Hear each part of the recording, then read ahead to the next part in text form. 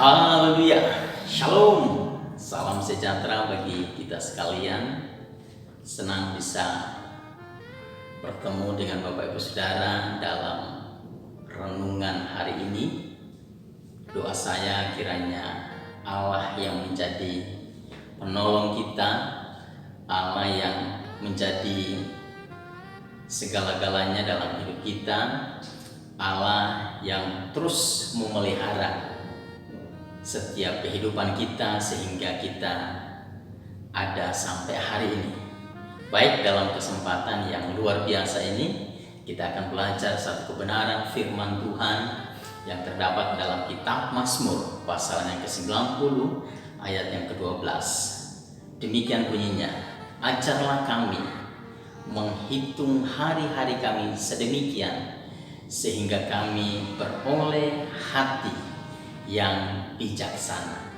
Nah, dalam kesempatan kali ini kita akan belajar yaitu tentang menjalani hidup dengan hati yang bijaksana. Saudara yang dikasihi oleh Tuhan, kitab Mazmur pasal 90 ini merupakan satu ungkapan hati, isi hati daripada Musa, atau merupakan doa yang dia sampaikan di hadapan Tuhan yang memilih dia, yang memanggil dia untuk menjadi seorang pemimpin bagi bangsa Israel ketika itu. Dia menyadari bahwa penyertaan Tuhan adalah hal yang paling penting di dalam hidupnya, karena tanpa penyertaan Tuhan, tanpa tuntunan Tuhan, tanpa pimpinan Tuhan, maka Musa tidak akan pernah bisa mampu melakukan tanggung jawab sebagai seorang pemimpin. Sudah dikasih oleh Tuhan, kalau kita baca ayat-ayat yang lain ya dalam Alkitab, khususnya dalam kitab Keluaran, bagaimana Allah memanggil dia, ya, Allah memberikan satu tanggung jawab yang besar kepadanya untuk memimpin bangsa Israel keluar dari tanah Mesir, keluar dari tanah perbudakan menuju tanah Kanaan, tanah yang berlimpah susu dan madu, tanah yang dijanjikan oleh Allah untuk menjadi tempat kediaman bangsa Israel untuk selama-lamanya. Ini sesuatu yang tidak mudah, saudara. Ya, Musa sempat berdialog dengan Tuhan. Ya, Musa sempat berbantah-bantah dengan Tuhan. Kenapa harus dia? Kenapa harus saya? Saya kan orang yang tidak memiliki kemampuan apa-apa. Saya bukanlah orang yang pintar berbicara. Kenapa tidak utus abangku saja? Atau tidak utus Harun saja, orang yang hebat, orang yang memiliki pengetahuan yang luar biasa, ya, memiliki kemampuan berbicara, ada potensi yang luar biasa di dalam dirinya. Kenapa harus saya? Ya, jadi waktu itu memang sempat terjadi debat antara Musa dengan Tuhan. Tetapi Tuhan terus meyakinkan Musa bahwa yang pilih Musa itu bukan siapa-siapa. Yang pilih Musa adalah Tuhan. Yang pilih Musa untuk jadi pemimpin bukan bangsa Israel, tetapi Tuhan yang mempercayakan tanggung jawab itu, pekerjaan yang luar biasa itu kepada Musa. Ya, karena dengan demikian Tuhan sedang mengajar Musa bahwa Allah yang memanggil dia, Tuhan yang memanggil dia, itu adalah Allah yang luar biasa hebatnya, Allah yang dapat melakukan segala sesuatu di luar kekuatan kemampuan manusia. Oleh sebab itu Tuhan yakinkan Musa bahwa akulah yang memanggil engkau, akulah yang mengutus engkau, akulah yang mempercayakan pekerjaan ini kepadamu untuk menjadi seorang pemimpin bagi bangsa Israel. Nah, sudah dikasih oleh Tuhan. Bangsa Israel bukanlah bangsa yang kecil saat itu, menjadi bangsa yang besar. Maka kita melihat bahwa Firaun bersama dengan orang-orang Mesir mengalami satu ketakutan. Kenapa? Karena pertumbuhan bangsa Israel saat itu sangat cepat. Dari 70 orang saudara yang dikasih oleh Tuhan, lalu kemudian berkembang menjadi satu bangsa yang besar. Dan saudara yang dikasih oleh Tuhan, begitu lama bangsa Israel diperbudak di tanah Mesir, begitu lama mereka menjadi hamba, menjadi seorang upahan, menjadi seorang pekerja hanya untuk kepentingan Raja Firaun bersama dengan kerajaannya saat itu. Tapi sudah dikasih oleh Tuhan, karena Tuhan begitu mengasihi bangsa ini. Bangsa ini adalah merupakan bangsa pilihan Allah. Maka Tuhan mengutus Musa untuk membawa mereka keluar dari tanah perbudakan itu. Nah, sudah dikasih oleh Tuhan,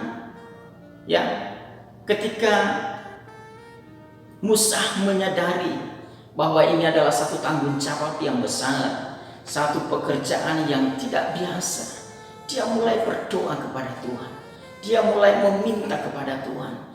Dia mulai berseru kepada Tuhan. Karena kalau Tuhan tidak menyertainya, maka dia tidak akan pernah melakukan apapun. Dia tidak akan pernah bertindak, dia tidak akan pernah berjalan, dia tidak akan pernah melangkah, dia tidak akan pernah melakukan sesuatu apapun tanpa penyertaan Tuhan, tanpa tuntunan Tuhan, tanpa pimpinan Tuhan. Oleh sebab itu dalam segala hal Tuhan tunjukkan, Tuhan buktikan bahwa Dia Allah yang akan menyertai Musa untuk membawa bangsa Israel keluar dari tanah Mesir. Sekalipun memang pada akhirnya Musa tidak sampai membawa bangsa Israel ke tanah yang dijanjikan oleh Tuhan, tetapi dia taat, saudara. Dia telah melakukan tugasnya, dia telah melakukan tanggung jawabnya dengan segenap hati, dengan sungguh-sungguh. Saudara, merupakan satu perjuangan yang besar, yang luar biasa yang ia kerjakan untuk membawa bangsa Israel keluar dari tanah Mesir itu. Bagaimana tingkah laku bangsa Israel ketika mereka menghadapi ujian, masalah dalam perjalanan mereka di padang gurun. Mereka mulai menggerutu, mereka mulai memberontak, mereka mulai mempersalahkan Musa, mereka mulai mempersalahkan Tuhan dan lain sebagainya. Tetapi dalam keadaan itu, saudara, Musa menghadapi bangsa Israel dengan hati yang bijaksana.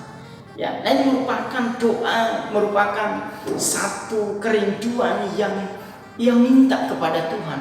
Ini merupakan satu doa yang ia minta bahwa berilah hati yang bijaksana. Karena kalau tidak memiliki hati yang bijaksana, saya pastikan Musa adalah manusia yang biasa, yang bisa saja marah, saudara, bisa saja melakukan hal-hal yang buruk terhadap bangsa Israel. Bisa saja dia meninggalkan bangsa Israel, dia mengabaikan perintah Tuhan, dia mengabaikan tanggung jawab yang Allah percayakan kepada dia, lalu kemudian pergi. Sudah dikasih oleh Tuhan, Alkitab mencatat dengan jelas bahwa dengan permohonan itu, dengan doanya, maka Musa memiliki hati yang begitu lembut. Bahkan Alkitab mencatat bahwa tidak ada seorang pun di dunia ini sama seperti Musa yang memiliki hati yang begitu lembut, saudara. Nah, sudah dikasih oleh Tuhan,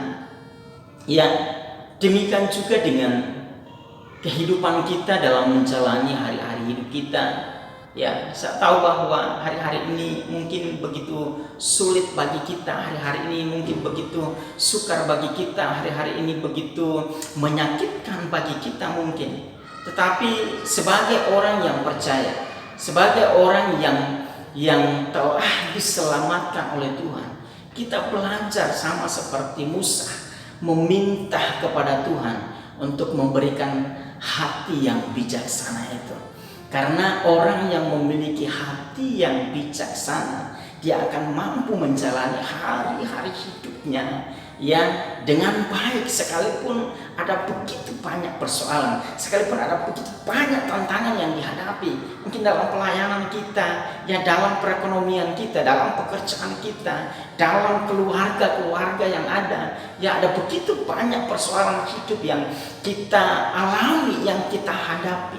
Satu hal saudara, ketika kita meminta, hati yang bijaksana itu ada dalam hati kita, ada dalam hidup kita, ya maka saya yakin dan percaya ya di tengah-tengah persoalan hidup ini kita dimampukan untuk melewati semua hal yang kita alami saat ini. Sudah dikasih oleh Tuhan, ini penting sekali untuk kita bisa menjalani hidup ini, karena saudara, kita tidak akan pernah bisa menjalani hidup kita dengan kekuatan kita. Kita tidak akan pernah bisa menjalani hidup kita dengan kemampuan kita. Sudah dikasih oleh Tuhan, sehebat-hebatnya kita, sekuat-kuatnya kita, saudara, kita masih punya banyak kekurangan. Maka dari itu kita belajar sama seperti Musa untuk meminta Tuhan memberikan hati yang bijaksana, agar supaya kita bisa melangkah, kita bisa berjalan, kita bisa melakukan segala sesuatunya penuh dengan damai sejahtera. Nah, orang yang memiliki hati yang bijaksana, ya, yang pertama dia akan mampu mengucap syukur dalam segala keadaan, ya.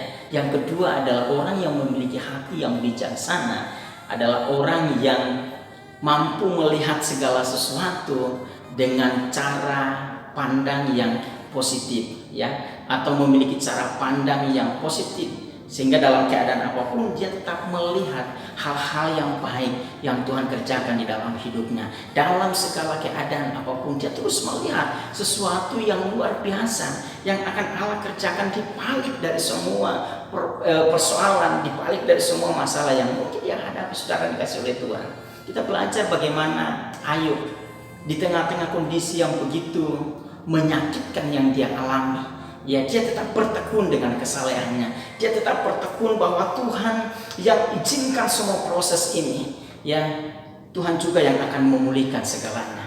Kenapa dia bisa bertahan? Kenapa dia mampu menjalaninya? Karena dia mengerti tujuan Tuhan, dia mengerti rencana Allah, dia mengerti segala sesuatu yang Tuhan izinkan, yang Tuhan kerjakan dalam hidupnya, itu ada tujuannya, ada maksud Allah di dalamnya. Sehingga di dalam situasi demikian dia tetap percaya bahwa satu kali waktu pertolongan Tuhan, anugerah Tuhan dinyatakan atas hidupnya, dan dia akan mengalami segala yang baik yang pernah dijanjikan oleh Bapa dalam hidupnya. Dan demikian juga dengan kita, saudara. Ya, kalaupun kita hari ini mengalami kesulitan, lihat Tuhan yang besar itu, lihat Allah yang besar itu yang ada untuk kita semua.